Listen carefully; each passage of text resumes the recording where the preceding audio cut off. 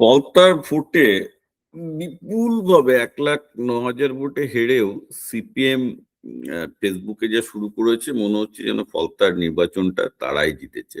আনন্দ করাই উচিত, কারণ তারা এতদিন ডিস্টেন্স 3 ছিল, মানে বহু দূরে তৃতীয় একটা শক্তি ছিল, সেখান থেকে তারা রাজ্য রাজনীতিতে 2 নম্বরে উঠে আসছে। এটাতে তাদের উৎসাহ খুব বেশি। কিন্তু তার আগে আমরা নাম্বারগুলো যদি, মানে প্রথম কথা হচ্ছে এক ফলতার বেসিসে এত কিছু জাজ করা উচিত না, তবে একটা জিনিস প্রায় 100% শিওর যে পশ্চিমবঙ্গের রাজনীতি থেকে তৃণমূল প্রায় অপ্রাসঙ্গিক হতে চলেছে, যদি না তৃণমূল ড্রাস্টিক কিছু করতে না পারে। আমি আবার বলছি,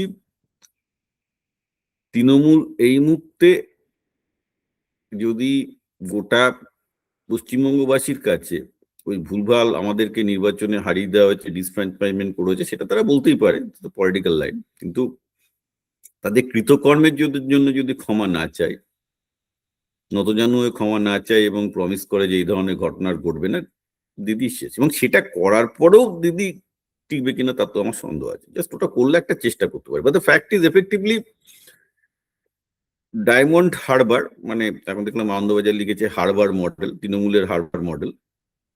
তা একটা জিনিস ক্লিয়ার যে তৃণমূল এই মুহূর্তে পশ্চিমবঙ্গে ফোর্স নন গ্র্যাটা, ওদের এই মুহূর্তে প্রায় মুছে যাওয়ার মতো, তাদের কোনো বেসই ছিল না, একদম জিরো বেস ছিল, যেটা আমরা সবাই জানতাম, নাথিং নিউ। যেদিন ক্ষমতা হারাবে সেদিন তৃণমূল পার্টিটাকে কেউ ভোট দেবে না, অস্তিত্ব থাকবে না। এখন প্রশ্ন হচ্ছে যে এই যে তৃণমূল, যেটা প্রশ্ন উঠে গেল, তৃণমূলের এই এতগুলো এমপি, এতগুলো এমএলএ, পঞ্চায়েত স্তরে প্রায় সবকিছু এখনো তৃণমূল, এরা তাহলে কোথায় যাবে? কারণ এরা জানে পরের বার তৃণমূলের টিকিটে কোথাও জিততে পারবে না। পঞ্চায়েত মানে এমএলএ এমপি তো দূরের কথা, পঞ্চায়েত ভোটের জেতা পর্যন্ত কঠিন হয়ে যাবে। হয়তো কেউ কেউ নিজে ইনফ্লুয়েন্সে কয়েকটা জায়গায় ভালো লোক যদি একটা থাকে, একটা কাউন্সিল বা দু একটা পঞ্চায়েত ভোট জিততে পারে। তৃণমূলের নেতাদের পুনর্বাসন প্রায় নেক্সট ইম্পসিবল হয়ে যাবে, কারণ কংগ্রেস নেবে কিনা, কংগ্রেসের তো অনেকে লাইন, আমরা শুনলাম দিল্লিতে অনেকে লাইন লাগিয়ে বসে আছে, মুসলমান নেতাদের হয়তো নিয়ে নেবে তৃণমূলের কংগ্রেস, হিন্দু নেতাগুলোকে নেবে কিনা আমি জানি না, নিলেও নিতে পারে, যারা কংগ্রেসি কালচার থেকে এসছে। কংগ্রেস এবং সিপিএম সম্ভবত একসাথে যেতে চলেছে, কারণ এই ভোটে যেটা দেখা যাচ্ছে, সিপিএম ধরুন পেয়েছে, দেখলাম ফলতাতে পেয়ে 40,000 মতো না কত, আর কংগ্রেসও 10,000 মতো পেয়েছে। তো one of the most interesting thing is যে মুসলিম ভোট কংগ্রেসের দিকে সুইং না করে সিপিএম এর দিকে করেছে। আমি ভেবেছিলাম যে মুসলিম ভোট কংগ্রেসের দিকে করবে, কারণ কংগ্রেস একটা মুসলিম প্রার্থী দিয়েছে, কিন্তু দেখা যাচ্ছে যে হিন্দুরা যতই সাম্প্রদায়িক লাইনে ভোট দিক না কেন বা যাই বলুন না কেন, মুসলমানরা কিন্তু সাম্প্রদায়িক লাইনে ভোট দেয়নি, কারণ তারা যে সিপিএম কে ভোট দিয়েছে, সিপিএম এর প্রার্থী সেখানে কিন্তু ছিল একজন হিন্দু। অর্থাৎ দেখা যাচ্ছে যে তারা মোটামুটি বোঝে যে যদি বিজেপি কে প্রতিহত করতে হয়, তাহলে হিন্দু লিবারালদের সাথেই একসাথে প্রতিহত করতে হবে, উইচ ইজ অলমোস্ট ফ্যাক্ট। এটা আমি বারবার করে বসে আসছি, যার জন্য কংগ্রেস সেখানে মুসলিম প্রার্থী দিয়েও কিন্তু মুসলিম ভোট টানতে পারেনি। This is a clear cut very interesting message send to Congress. এবার প্রশ্ন হচ্ছে এই যে এখন বিজেপির সাথে আরো একটা, মানে ভোটের আর একটা ইন্টারেস্টিং জিনিস হচ্ছে যে কি হচ্ছে যে না, বিজেপির সাথে বাকি পার্টিগুলোর ডিফারেন্স এতটাই বেশি হয়ে গেছে, thanks to Suvendu Adhikari last 15 দিনের কাজ, এরপরও এটা রিফ্লেক্টেড হবে।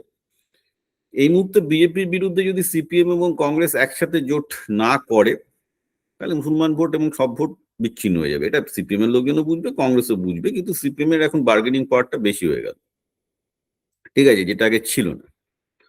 তো আবার সিপিএম কংগ্রেস একসাথে ভোট, মানে ভোটটা ক্লিয়ারলি বলে দিচ্ছে সিপিএম কংগ্রেসকে এখন একসাথে ভোট করতে হবে, এবং সেখানে মুসলিম ভোট এসে পড়বে, এবং যার ফলে যেটা হবে যে তৃণমূল আরো অপ্রাসঙ্গিক হয়ে যাবে, এবং তৃণমূলের প্রচুর নেতা সেখানে যেতেও পারে, নাও যেতে পারে, রাজনৈতিক সন্ন্যাসও যেতে পারে, কারণ আমি জানি তৃণমূলের অনেক নেতা বামপন্থীতে, যেহেতু মানে যারা অরিজিনাল তারা সিপিএম এর এগেনস্টে ফাইট করে বড় হয়েছে, তারা সিপিএম এর সাথে অতটা হাত মেলাবে বলে মনে হয় না।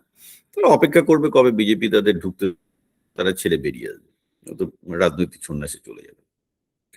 তো এনি কেস পশ্চিমবঙ্গের রাজনীতিতে যা হয়েছে, সেটা 4 মে যা হয়েছে, সেটা বিপ্লবের থেকে কম বলা, মানে it was kind of a revolutionary fact.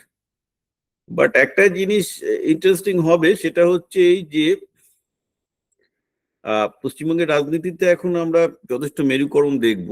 তবে এটা কি না এই এই এই ফলতা ইলেকশনে কিন্তু এটাও দেখিয়ে দিচ্ছে যে যেহেতু ফলতায় 30% মুসলিম ভোট এবং 89% লোক ভোট দিয়েছে এবং বিজেপি প্রায় 70%-এর বেশি ভোট পেয়েছে, একটা ব্যাপার প্রায় শিওর যে হিন্দুদের অলমোস্ট 95% বিজেপি পেয়েছে এবং মুসলিমদেরও 5 to 10-20% না পেলে কিন্তু এই রেজাল্ট হওয়ার কথা নয়। অর্থাৎ মুসলিম ভোটেরও একটা বড় অংশ কিন্তু শুভেন্দু এবং বিজেপি পাচ্ছেন। Very interesting thing. তো এখন বক্তব্য হচ্ছে এই যে একটাই কথা, আমি জানি না মানে সিপিএম 2 নম্বর আরো কয়েকটা ইলেকশন নন্দীগ্রামে দেখলে সেটা বোঝা যাবে যে সিপিএম নন্দীগ্রামে যদি এক প্যাটার্ন হয় তাহলে স্বীকার করতেই হবে যে যে সিপিএম 2 নম্বরে ফিরে আসছে, which is I don't consider as a good sign for Bengal, কারণ Trinamool actually CPM plus plus আমার কাছে মানে সেম থিং। তো কংগ্রেস ফিরলে আমি অফকোর্স 2 নম্বরে ফিরলে আমি একটু বেশি খুশি হতাম, কারণ সেক্ষেত্রে আমি মনে করি যে লেভেল প্লেইং ফিল্ডটা অনেক বেটার হতো বিরোধিতার ক্ষেত্রে। কারণ সিপিএম আসলে যেটা হবে যদি বিজেপি সিপিএম এর বিরুদ্ধে দাঁড়িয়ে যায়, যেটা প্রবলেম হবে যে বাংলায় যে বাম বিরোধী যে ভোটটা আছে, যেটা মানে বাংলায় একটা বড় অংশ আছে যারা বিজেপি বিরোধী এবং বাম বিরোধী, এরকম ভোট অনেক আছে, প্রচুর আছে, যেটা প্রো বেঙ্গলি ভোট আর কি, সেইটা সেই সেই সেই সেই ভোটটা দেওয়ার কোনো জায়গা থাকবে না।